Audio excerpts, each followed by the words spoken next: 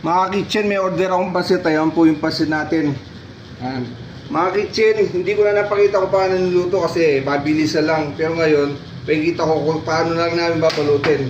Ang importante, makikita nyo kung gaano kasarap yung pasit ko mga kitchen. Nakaikot po yung sahog, may gulay, tapos may mga hipon, baboy, manok.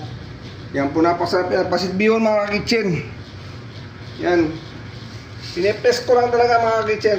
Pasit bihon po. Nakalimutan ko lang i-video kanina. Pero ngayon, pakikita ko na sa inyo ito. Ayan. So mga kitchen, babalutin na namin nung kasama ko yung helper ko ito. Yan. Aangat ka lang, George. Yan.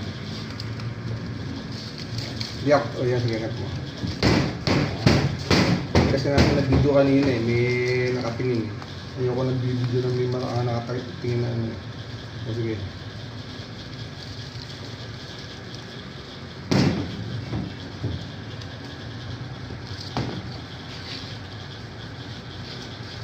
Kita ka na naman, George. Kuha-kuha yung mukha mo. Pwede na mag-atas ka. Oo, malapit ka na sumikat, George. Kaso extra lang. Extra pala, ha? Kaya mo. Para sumikat yung mga vlogs natin. Oh. Sayang, hindi ko na ipagkita kung paano natin niluto yung napakasarap na bihon na yan. Nakikita na lang nila kung paano natin binabalot. Lit na naman. Okay na yan. Kali na natin. Yan ko na. Hindi umabot. Ganyan lang naman yan. Amod doon dapat. Sanay ka ba magbalot? Magtali? Tali mo nga. Hindi ka magtatali yan. Pakita natin yan kung paano mo pinatali. Kasi yung mga nagtatali yan, yung mga trabaho daw sa mga supermarket, sanay yan eh. Boss. Lisa mo nakita ni. Po boss, lista ko na yung boss.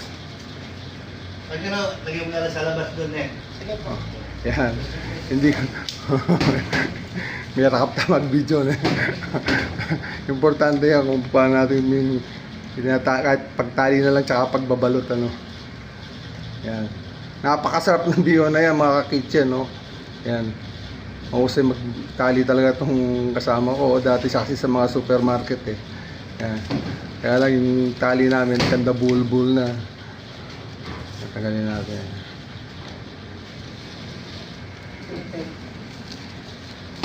O yung kutsilyo George.